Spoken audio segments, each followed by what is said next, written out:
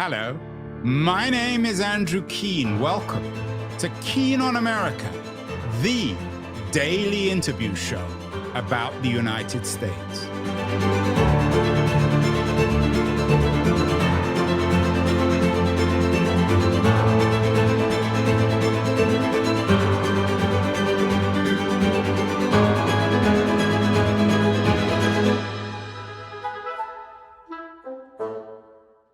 Hello, everybody. Earlier this week on Monday, there was an interesting piece in the New York Times, an op-ed by Tressie McMillan Cottom on how to fight back against big tech. She says, start here with her piece. It includes a reading list of many books warning about big tech, including some that have been on the show by authors like Karen Howe, Yanis Varoufakis, Astra Taylor, and there's another book out today by my guest, Claire Stapleton, that might appear. The book is out this week, so maybe it's a bit late for Macmillan's list, but it's a book out about Google. Don't Be Evil, Bad Bosses, Fake Promises, and My Escape from Big Tech.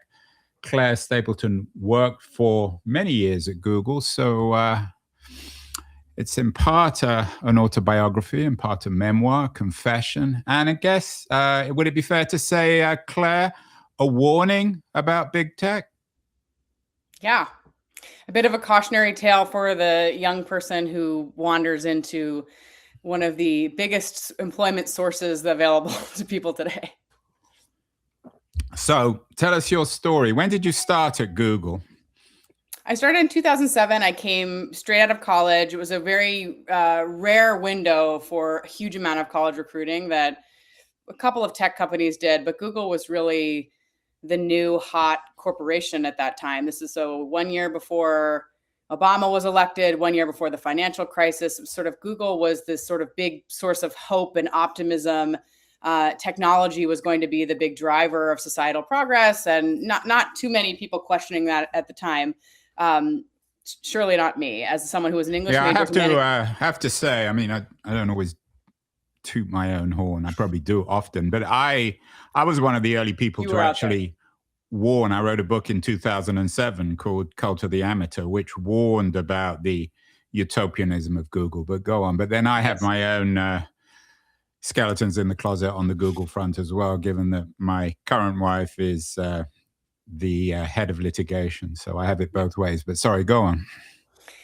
Yeah, so I was a humanities major, English major, I think looking for a real job, sort of casting around for, a real career. And I saw a posting for corporate communications, and it was very vague. It was sort of like, come tell the story. And I knew a little bit about the story because Google was, as much as it was sort of exporting its technology and innovation at that time, sort of, they'd acquired YouTube, Gmail, and Maps, and, some of the other in search were sort of transforming how we navigate the world, certainly. But I knew a little bit about the story, but as much as they were exporting technology, they were exporting workplace philosophy. It was a huge part of what Google was communicating at that time. So I got drawn into the whirlpool, and that my job was a function that I never knew existed. And it was highly corporate, though not portrayed that way, which was internal communications. So instead of telling Google's story to the outside world, we were sort of supposed to pump up the story, the mission, the values internally. And so I started giving campus tours. I worked on Larry and Sergey's, the founders of the company. They had a weekly meeting that was sort of a hallmark of the Google culture, very informal. Come and ask anything, have a beer from the keg. It was, even as Google was, 10,000, 15,000, 20,000 people in that period of time and hiring like crazy. They kept this sort of folksy company feel through these sorts of internal communications.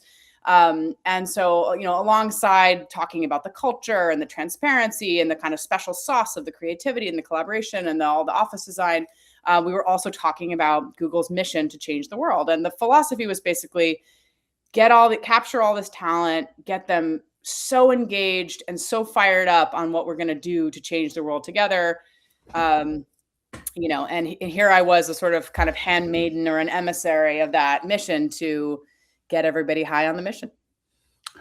Were you at all skeptical? Wasn't it a bit too good to believe? I mean, we'll talk about "don't be evil" in a minute, and that corporate phrase that you were involved in that Google adopted, at least for a while, as their brand. Did you ever question this? I mean, it seemed, as I said, there were some of us who were always skeptical. Maybe we're just naturally skeptical, but didn't it seem, Claire, too good to be true? Especially given that you mentioned Larry and Sergey.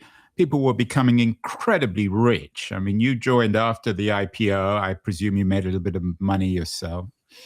Nothing compared to what the well, but nobody can. I mean, I assume you made enough that you haven't had to work too much for the last few years.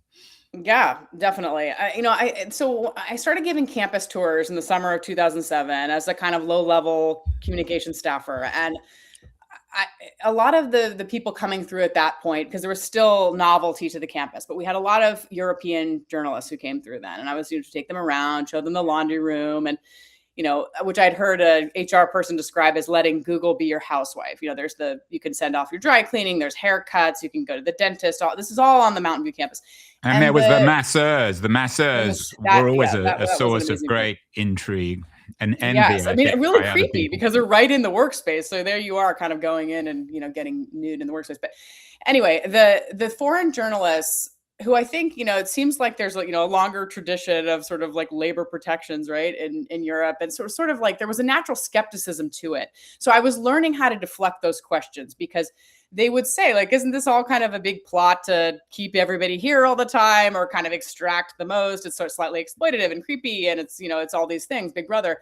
So I certainly heard the criticism, and I certainly was able to kind of say, yeah, I mean, it is a little bit about that, though. Of course, when you're 22 years old and you're thinking this is amazing that you can get a massage and there's all these, I could understand the sort of like, rational thinking behind, if you can take care of all these annoying tasks during the day while you're working, then you don't have to think about them at home. So I heard the talking points version. I heard the skeptical version.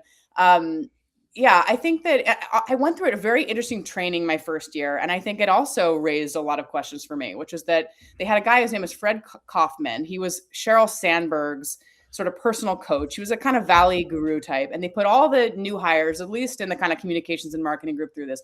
And the central idea of this training, a 2-day training, was radical accountability. So ostensibly, this was kind of about living your values in a complicated, crazy world. But actually what they said was, in life, you need to be a player, not a victim. You can't blame your circumstances. If you're late because of traffic, don't blame the traffic. You should have left earlier. It was a very kind of particular sort of brainwashing. And I found a G chat that I'd sent to my brother saying, today I learned that if my team is dysfunctional, it's my fault. Like, it was a sort of idea that it's now you sort of see the strain of this in the Valley of sort of high agency. It's like you have to sort of take life by the horns.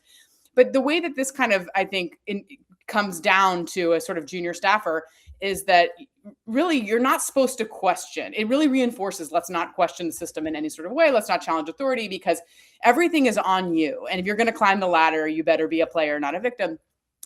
It was a very kind of particular sort of training. And I definitely had my doubts.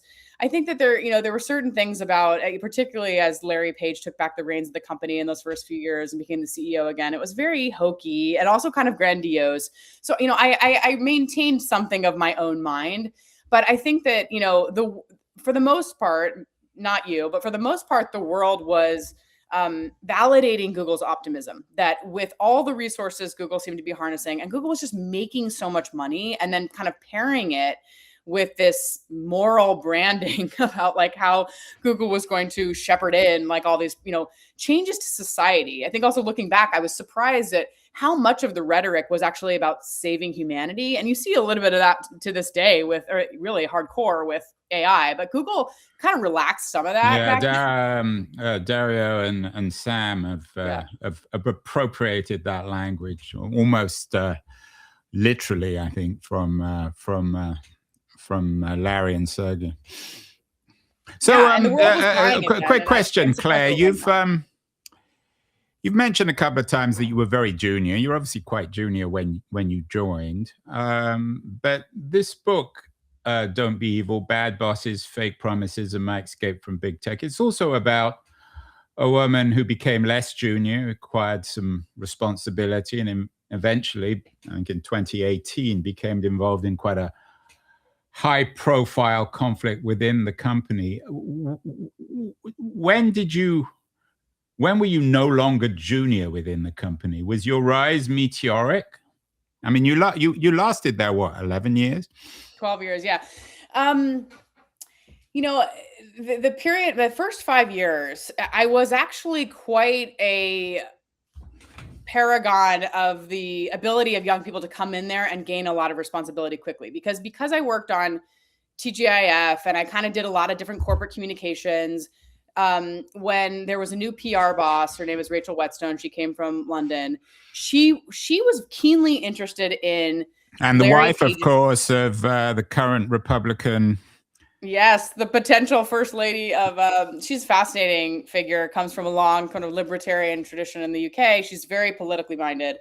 She was close with Eric Schmidt, and so when Eric Schmidt handed the reins back to Larry Page, she very shrewdly, I think, really focused on Larry's communications. And so I got kind of drafted in to help work on some of Larry's communications at that time. And I kept a kind of close log of all this stuff. So I was sort of an archivist of all of his rhetoric and his vision.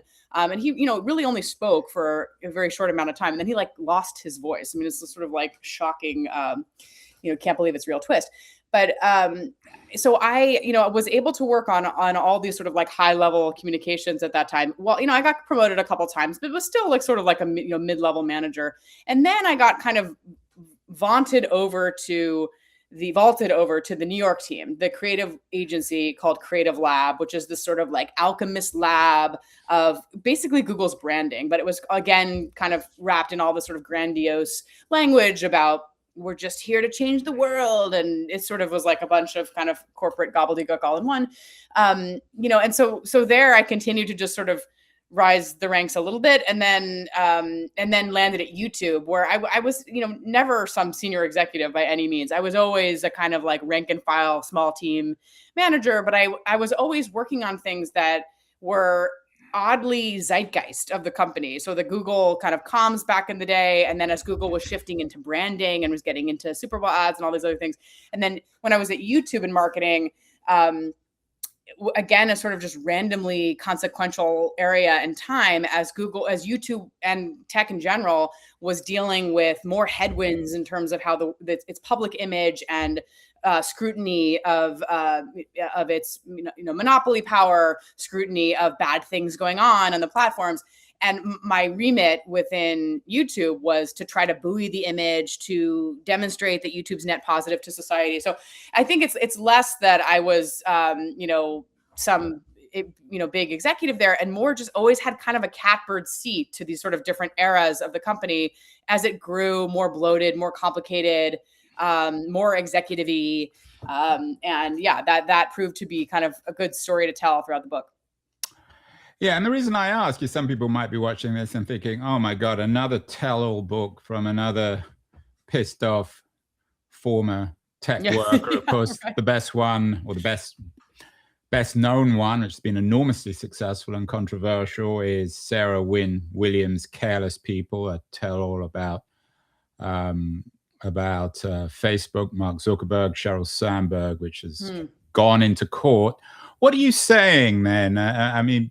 Claire, in this book, Don't Be Evil, that hasn't been said many, many times before by everyone from fiction writers like Dave Eggers to Sarah Wynne Williams, and now this army of anti-tech people. What's in this book that will surprise people that's new? Yeah, I think, public opinion has just I would have never imagined in 2007 that public opinion about tech would be where it is. I think that, my book is, it's a coming of age set in tech. I mean, it's not, whereas Careless People is really a whistleblower's memoir that, really delivers an amazingly damning portrait of Zuckerberg and Sandberg. I think that my story is one that's very familiar to people, who have been kind of, for lack of another way to put it, normie. We started in a corporate job, sort of earnest, not jaded, and sort of hopeful that in general society was, all ships were going to rise with the tide. The tech was going to be the bringer of,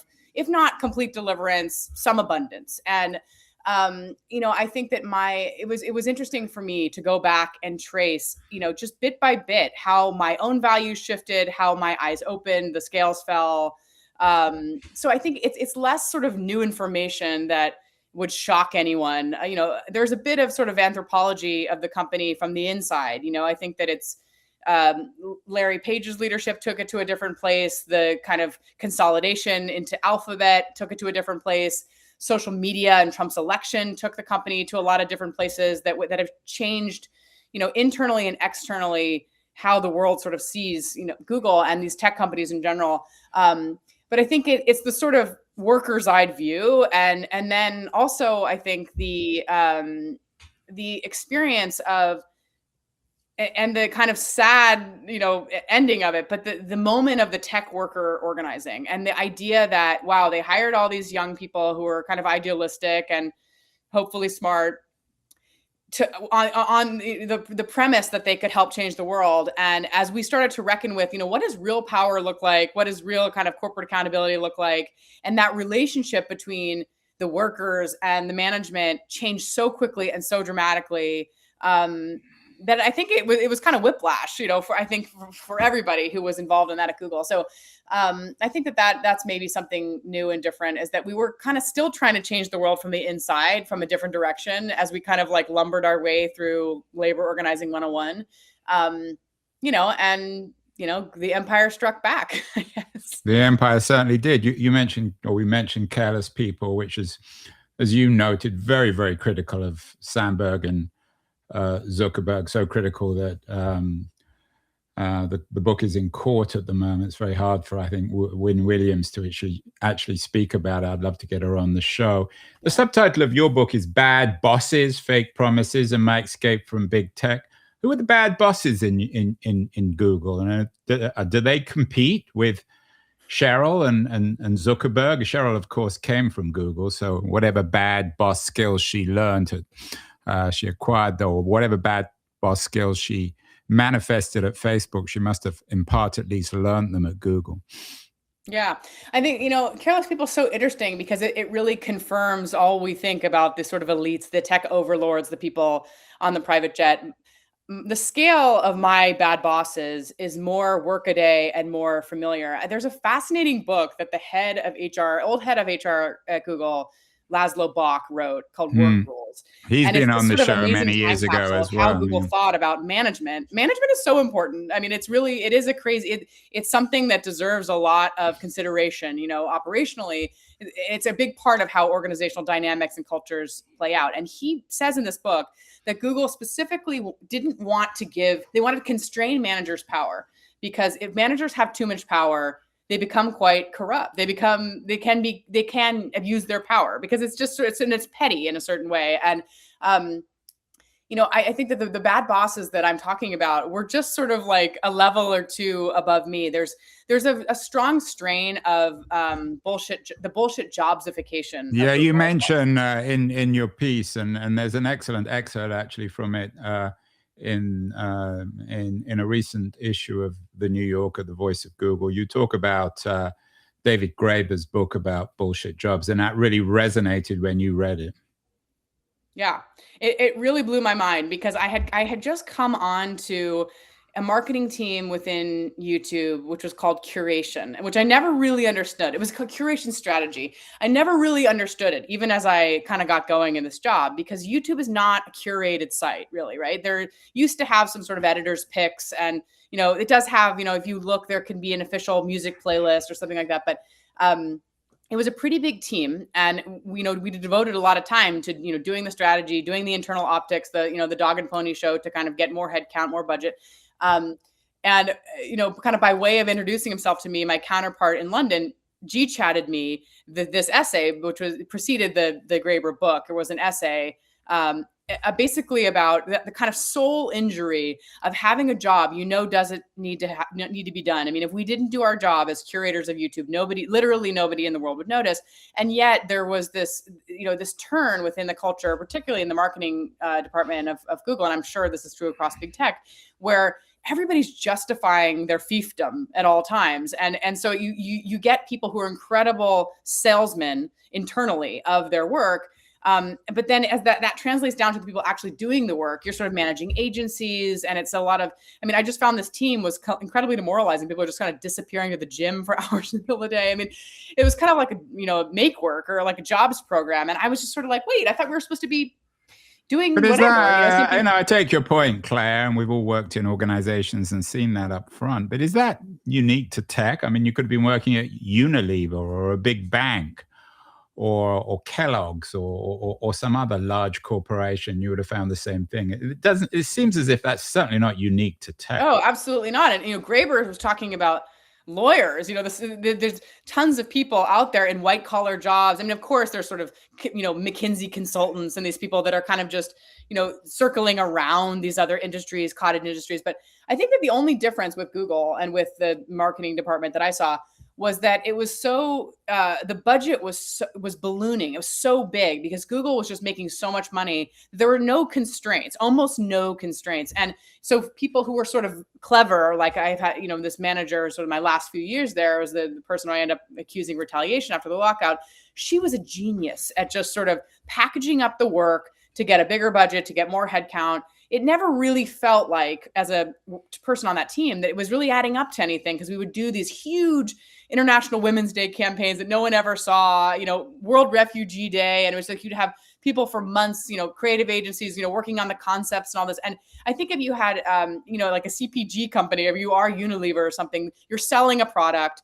My husband's an architect, and he would hear about what I was working on in these big social media campaigns, hashtag campaigns we were doing.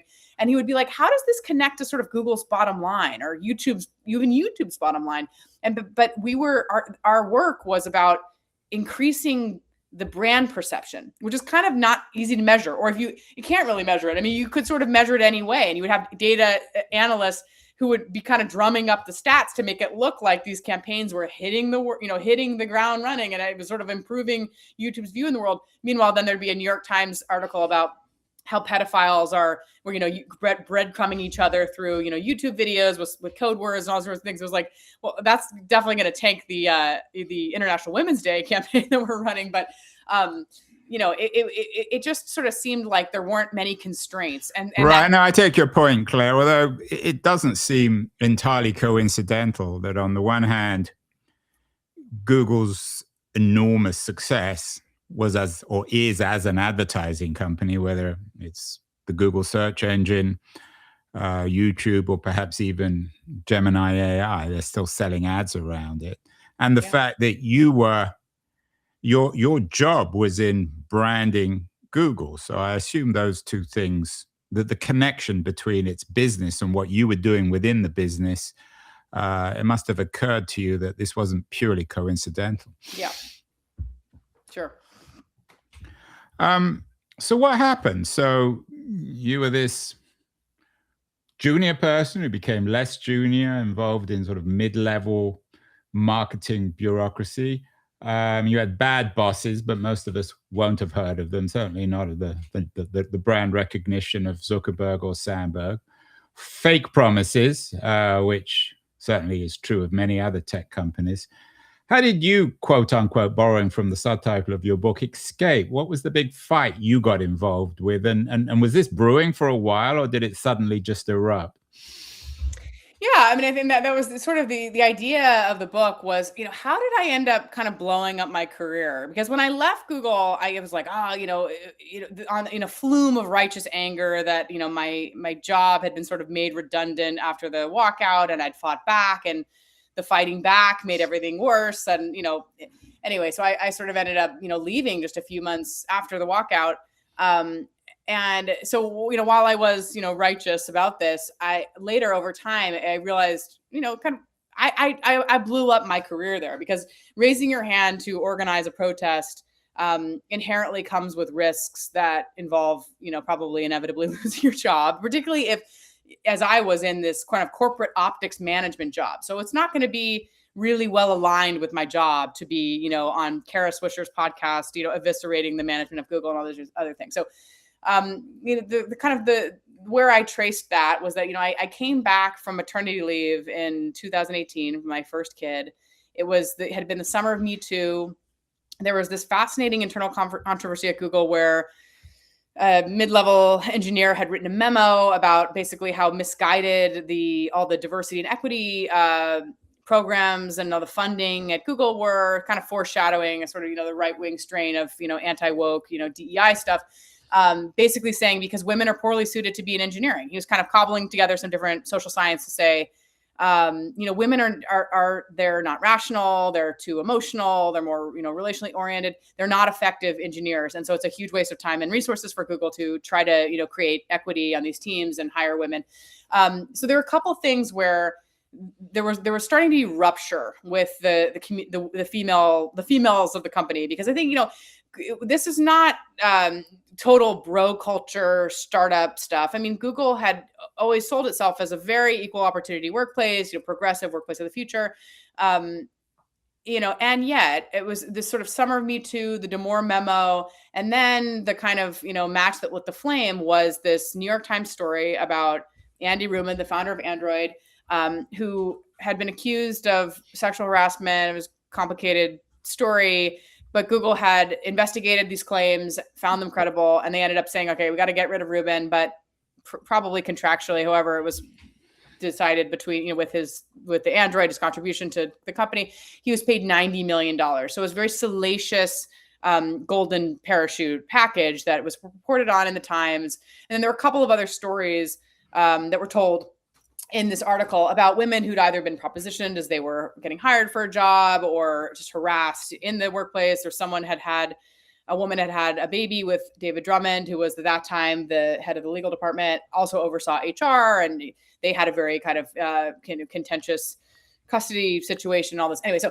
the women of the company were starting to talk, and I had been really engaged in a listserv of moms at the company as I was sort of having, kind of a bumpy transition back after maternity leave.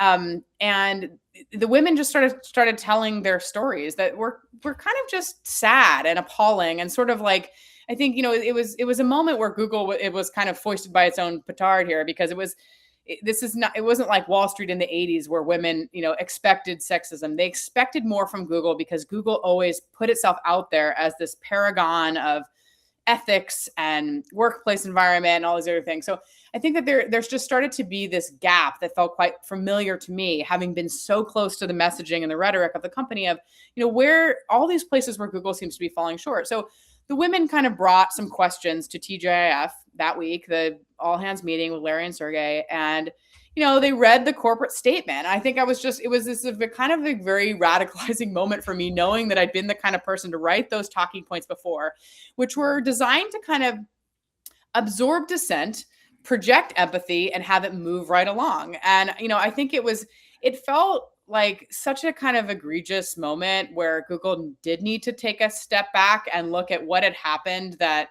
the women of the company were brewing over here. The tech guys are getting, kind of so protected that Andrew Rubin's getting paid $2 million a month for 4 years or whatever his arrangement was with them at the end. And yeah, so I saw myself as sort of a conduit, or it was an right. Do you think that Google had a particular problem with those kind of men? You mentioned Andy Rubin that triggered this particular storm.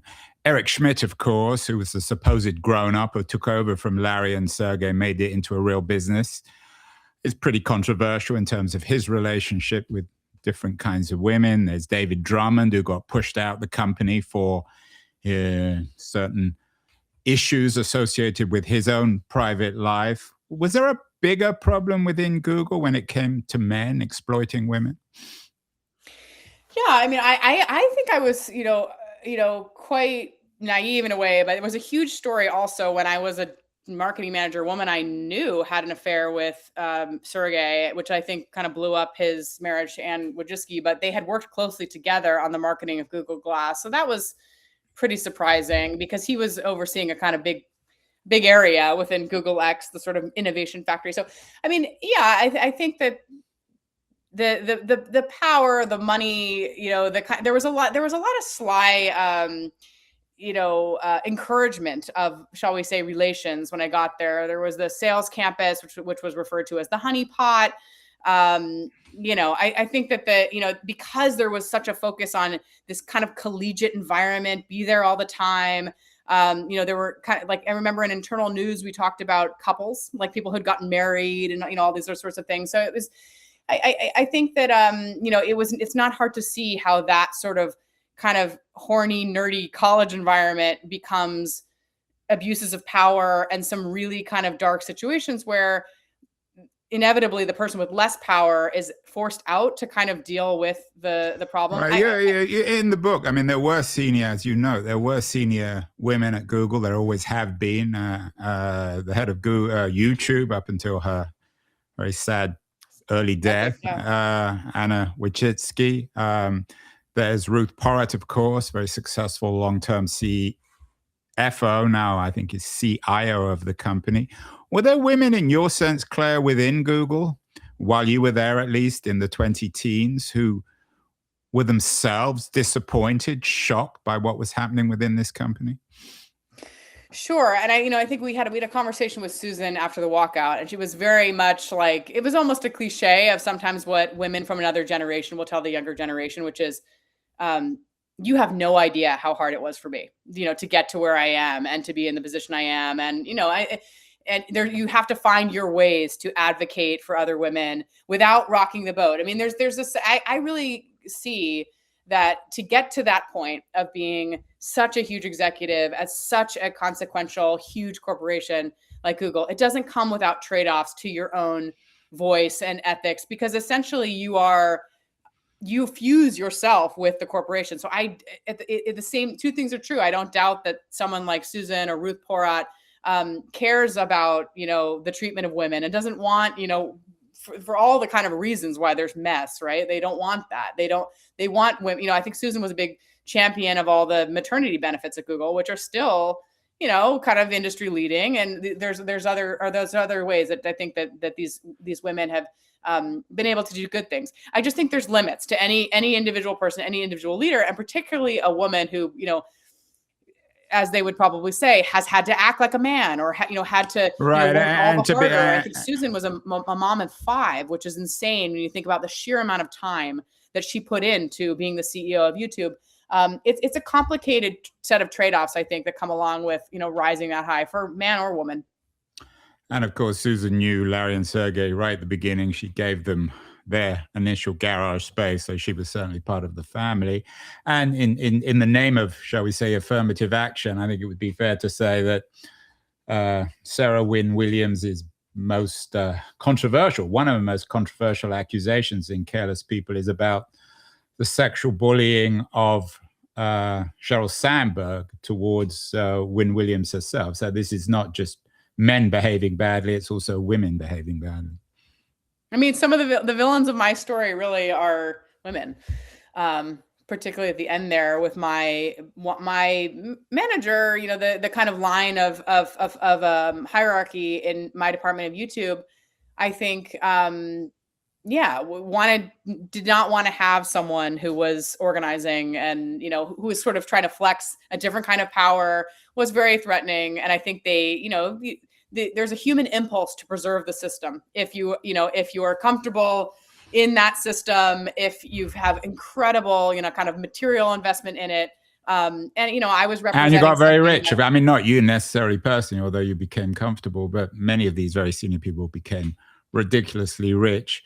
When it comes to your escape, what happened? Did you get fired? Did you fire yourself? Did you just get sick of the whole thing? So basically, my boss kind of hollowed out my role just 2 months after the walkout, and I was so indignant. I was sort of like, how could you possibly do this? Because at that point, after we did the walkout, just like the Time's Up organization reached out to us, as sort of like women's, legal help is offered to us. And people were saying, be very mindful of any changes to your role. It's illegal. You're kind of become a sort of protected status after you step into organizing. And, it's not like we have the best labor protections in the US, but really ultimately, you're supposed to be able to kind of try to keep your nose clean and do your job, as well as you can. And then your boss really should not be futzing with it. So I was like, this is completely ridiculous that you're demoting me, basically. Are you going to hire someone above me, take people out from, the side, make them my peer, all this sorts of things. So I just pushed back through this, through the normal channels. I went to HR, I went to my VP, and, it kind of, swung around and around. And basically I ended up becoming, I think that my boss was so furious about how I was escalating this, and it was just kind of creating a big mess. So she just ended up kind of completely ignoring me for, a period of months. And so then what happened was there were a core group of women who had organized the walkout, and sort of one by one, people were encountering very similar things. It was whether it was a transfer being blocked, and people were sort of saying weird things about, are you going to have a good attitude? Are you going to foster division on the team? There were things that were kind of retaliatory things in the air. And Meredith Whittaker, sort of like now, was a very kind of public face of the walkout. Her role was also dramatically changed. And she was sort of given a time limit on she could either accept a new role or, basically, accept severance or something like this.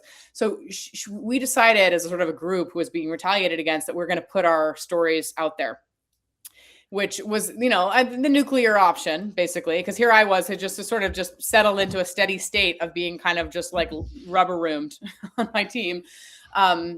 And so we put we wrote our stories down about how basically, like, Google is continuing to, say it supports women. It's following on the demands of the walkout, and it's where everything's hunky dory in the company. But meanwhile, the, company is, doing this very other thing with all these women in their roles after the walkout. And so, yeah, we put our stories out into the ether, and Google offered us severance to leave. So you blew yourselves up, or you blew yourself up. You knew you were going to get fired. Yeah. And did you get a nice payoff, or you just walked? I spoke to like an HR person a few years later who was suing the company for discrimination, and I was telling her about my severance package, and she said, "Wow, they sure got you out cheap."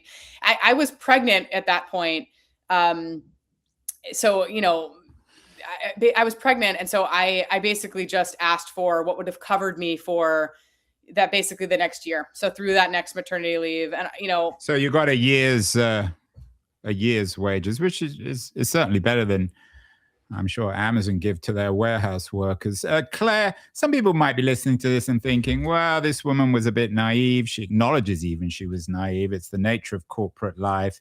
And indeed, Google has a reputation of a workforce which is remarkably entitled. People complain all the time. They get free food, free laundry, free massage. In your experience, in the 11 years you worked at Google, was there a sense of entitlement, not just amongst the senior people, but amongst ordinary workers at Google, that they could be both good and, shall we say, evil, or certainly good and make a lot of money at the same time? Yeah, I mean, I think I kind of look at it more from the worker perspective. But yeah, I mean, I think I was sitting at the side of the stage of TGIF for all these years. I mean, sometimes it was funny, right? That people would complain about, they were trying all these social experiments to move around the junk food in the snack kitchens, and people would kind of get up in arms about like, we can't find the M&Ms and things that, like, sounded completely, ridiculous. And, what a kind of entitled or spoiled workforce. Sure. There were a category of things, because Google, again, was sort of pumping the employees with it was, pumping us with a certain level of, you are the chosen people and we take care of you so well. And so it's sort of like there was a level of dialogue that could be annoying. But there were plenty of things where the company would exert its power and the kind of like authoritarian force that it had. I remember one of the biggest internal controversies I saw the first year was that they had a highly subsidized daycare program, and then they just like raised it to market rate, or they had reasons why they were doing it. It was expensive and blah blah blah, whatever. But it created great hardship for even if people who were kind of, I guess, decently well paid workers. It was like sort of like so the company could be callous and could change things around and only see things from the perspective of, you guys are all so privileged here, and how could this possibly impact you, and this is annoying for us to be running in the red on this program and all this. So there were always things in the worker management relationship that felt sort of contentious. We can give and we can take back. And I think also that Google really believed at that time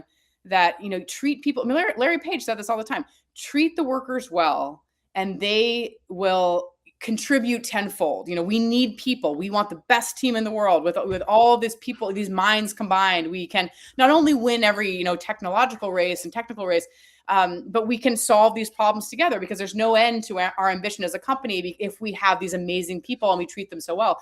And that's, I think, what's been so shocking, is that the company has swung back this completely other direction. And this is a trend across tech and, into white collar industries in general, where the bosses are sort of saying, your job could easily go to AI. So you should be really grateful. But is that really true? I mean, so extremely.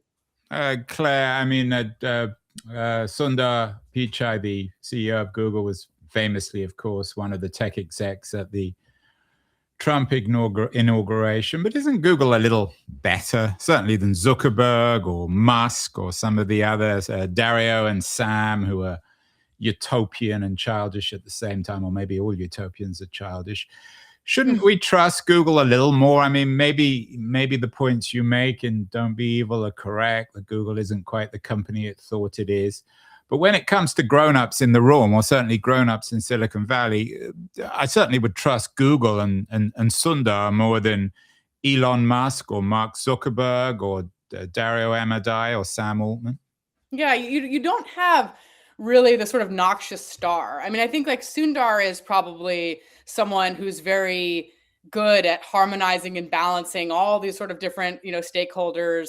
He's not the kind of brash bravado of these other, or the kind of ego and the hubris, I think, of these other people. I mean, I think like what's just kind of scary and interesting about Google is it's everything. I mean, if one company sort of owns the infrastructure of the digital world, and increasingly just sort of like the world in general, because the lines blur, Google's just a tremendously consequential company. So I mean, I think that is it more evil than any other? Is it less evil?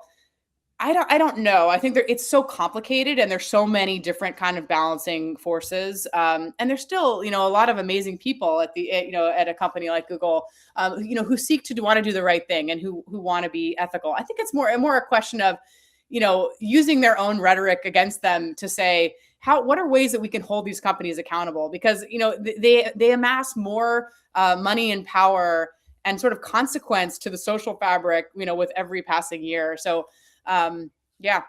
I mean, the problem, as you note, is that Google's hard to avoid. You were recently on a YouTube show talking about starting a movement with your writing. And of course, the movement you're starting is in some ways anti-Google and anti-YouTube. So it's hard to avoid these companies. So let's end where we began, Claire, with Macmillan Cottom's piece in the New York Times on fighting back against big tech. You fought back against big tech. You fought and you lost, really, in a sense, in terms of your career. You were, as you said, pushed out, forced out, discouraged from staying at the company. What can we learn about this fight against big tech, both inside and outside big tech companies like Google, from your book? What lessons are you giving young, idealistic people who still no doubt work at companies like Google? What's your message? I think that in some ways the newer, younger workforce has the advantage of the world not being so in thrall of tech. And I heard that they show a Claude ad before the Odyssey in theaters, and people are booing. I mean, it's sort of like there's this. Even as we give more and more of our lives over to tech, there is a sort of natural mistrust that, we sort of all share. I think, my story is so much about, your identity in work, and how much we sort of outsource a sense of moral identity and moral compass and values to an authority figure. I mean, it exists in so many different facets of life, but it was very true for me, coming into the environment of Google and saying, okay, the management says this, so I believe this. And, that's my kind of, journey and my growing up and my maturing. And it's the advice I would give to young people, which is having some skepticism, being able to kind of hold your own values in your own mind, letting work, be part of your life without letting it take over your life.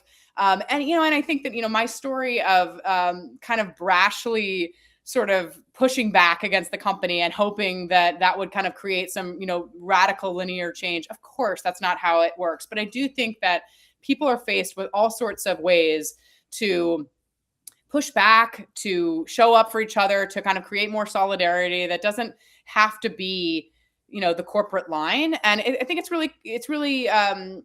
smart and it's healthy to cultivate that instead of just, letting the overlords do their overlord thing.